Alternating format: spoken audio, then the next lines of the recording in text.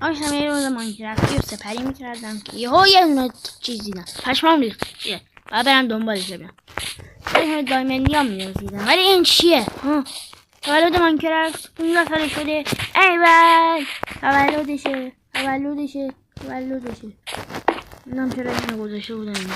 تاس همین که کندمش و گذاشتمش توی این دارک شد. داشت انگار یه شب میشد. چه کنم خورشید نداره. ولی این توفنگ رو گرفتم و گفتم نه اینو نه گفتم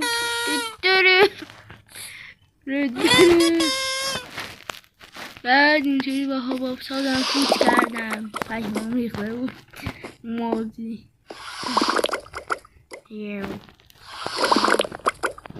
آموزش دانلود این ماد پک من میخوای بهم بگو.